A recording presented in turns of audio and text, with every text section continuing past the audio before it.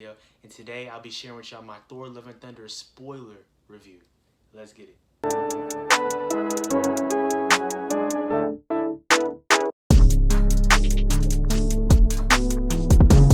Alright guys, so like I said, this is a spoiler video, so if you haven't seen Thor: Love and Thunder, go to the movies, go watch it for sure, or whatever way you watch it. If you can get it somehow on TV at home, do you? But yeah, go watch Thor: Love and Thunder and then come back to this video to watch.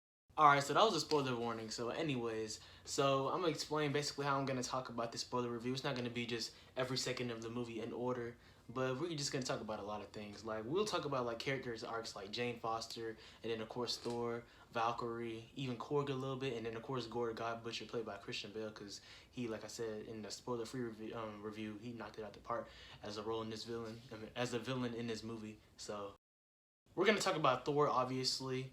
Thor Odinson, played by Chris Hemsworth. I really just enjoyed his arc. I think ever since Thor Ragnarok came out, you know, in 2017 with Taika Waititi, who also directed this film, Thor: Love and Thunder, really his character has transformed. Because I know for y'all who've seen, you know, the first Thor and the Dark World that came out in 2013, people probably thought those movies were like boring and slow, which I used to as well. But I saw Thor, like the first Thor, like a little while ago, and it wasn't that bad. But I think like how his character has been revitalized since Ragnarok going to Infinity War, Endgame, and now Thor: Love and Thunder. I just really love seeing his character. I love the suits that he wore, the new suit that he wore in Thor: Love and Thunder. Just really his character overall. You know, him being a quote unquote god, being alive thousands and thousands of years, still struggling to find himself, which is pretty cool to see.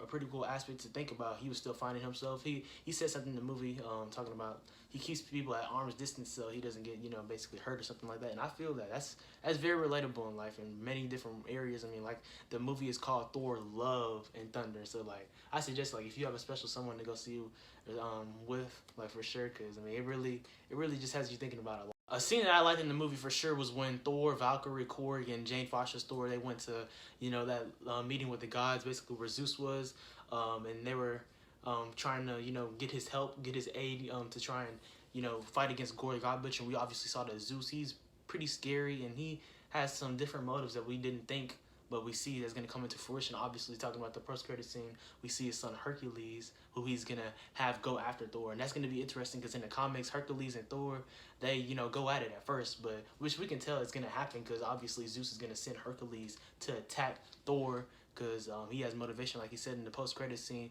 he said that superheroes are being the ones looked at, and now people aren't looking at those lowercase gods as much. So we're going to see about that. But obviously in the comics, Hercules and Thor, they end up being allies and friends. So that's going to probably have a similar story. But like I said, my favorite scene and, you know, just, you know, favorite action scene in the film is when Zeus what's it called, is about to attack Thor, and then Valkyrie and Jane Foster, they end up helping him, and then Thor, he actually uses the lightning bolt to stab Zeus, and it appears that he's dead, but obviously he wasn't, as we saw him in the post-credit scene. So yeah, that was just a really dope scene. And yeah, I mean, just a lot of good sequences in this film. It's a far from perfect movie, but there's a lot of things I like. For instance, in my opinion, honestly, my favorite character in the film was Jane Foster's Thor. Just seeing her story, obviously, it was similar to the comics, that every time that she powers up as the mighty Thor, that her cancer as a mortal gets worse. But I just love seeing her arc. It really made me appreciate her character even more, seeing that we haven't seen her in a while, just since the older Thor movies. And now we get to see her, you know, just going through cancer. You know, she's smart. She's an author. She's, I mean, you know, a perfect person in terms of, you know, just being a normal human being. But and obviously Thor's love, he still loves her, but we're just seeing her struggle with cancer, and it's really a human characteristic. Because I mean, just in life, I mean, cancer is just so tough, and she had stage 4 too, so it's really crazy. And it makes you appreciate the post-credit scene, and just really her art throughout the movie. Like, I love seeing her, how she wielded Mjolnir. Oh my gosh, she put it into different, like, you know, like little small things, because, you know, the Mjolnir was broken and messed up from Ragnarok and everything, and obviously that's why Thor uses Stormbreaker. But how Jane Foster's Thor used Mjolnir, oh my gosh, like she was literally the mighty Thor. And let's talk about the post-credit scene. Might as well. It's the second post-credit scene. Like I said, the Hercules one was the first one. The second post-credit scene with Jane Foster, her and Valaha. I probably said it wrong, but of course, I mean, I'm still getting used to saying Thor, getting used to Thor, you know, stuff, because I mean, I'm a Spider-Man fan, of course I'm a Marvel fan, but just getting, you know, more keen into the Thor stuff. But it's Valhalla, basically the afterlife for Valhalla is basically the place where gods go after fighting in battle. And not just gods, but you know, just basically everyone who was in Asgard and everything like that who fought in battle. That's where they go when they pass, and that's where Jane Foster, she's greeted by Heimdall, who's played by Idris Elba. Of course, he died in Infinity War by Thanos' army. But we see Heimdall, and also his son Axel was in the film. We got to see his, you know, his powers communicate with Thor, while the kids of New Asgard were captured by Gorr. So that was cool to see. But anyways, getting back to the post-credit scene, Jane, she's in Valhalla, and I think in the comics, I was watching this last week after I watched the film. There was something about that Jane Foster, she ended up going to Valhalla, but she ended up getting back to her human state somehow. So I think obviously that's gonna happen, because I mean, you don't have the mighty Thor just in one film. We know Marvel has plans for these characters that they introduce. Like, they're not just gonna make it one and done for the most part. So I think that's just really cool to see Jane Foster in Valhalla with Heimdall, and it was beautiful. Valhalla looked beautiful for sure too, but she's gonna be back. Like, we know that. Like, I also want to talk about Gorr, of course, a little bit. Taika Waititi, the director of Thor: Love and Thunder, said that he's the best Marvel villain. Obviously, he's biased because it's his film, but we need to relax on that.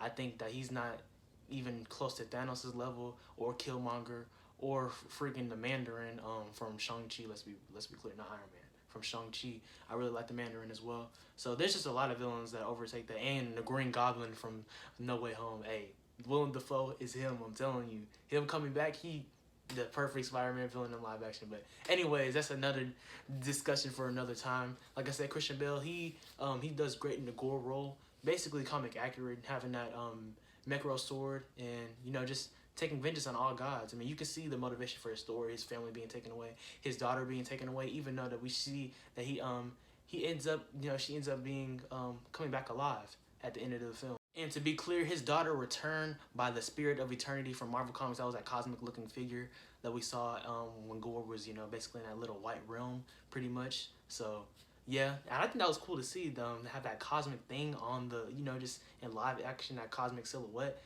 That was really cool. So we know in the future of the MCU, we're going to see a lot of different beings, powerful beings that are on a hierarchy of, you know, Marvel superpowers. Like, at some point, we know we're going to see Doctor Doom. Of course, Kang the Conqueror is coming. And just a lot of different Marvel characters. So just to see the Spirit of Eternity in live action, that's just going to be a great thing to behold. But yeah, speaking back on Gorr, his daughter, she ended up being back alive. And obviously, Gorr ended up passing away, as we saw Jane pass away in that scene. But we know.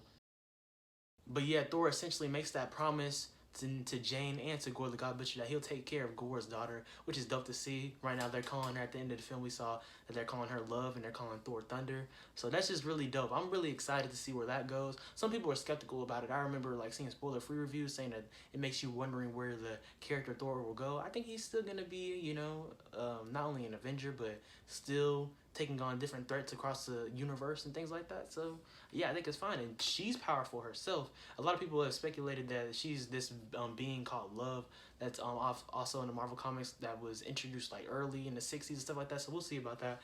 But I just think it's really cool where Thor is going. And they also show some pancakes in that scene.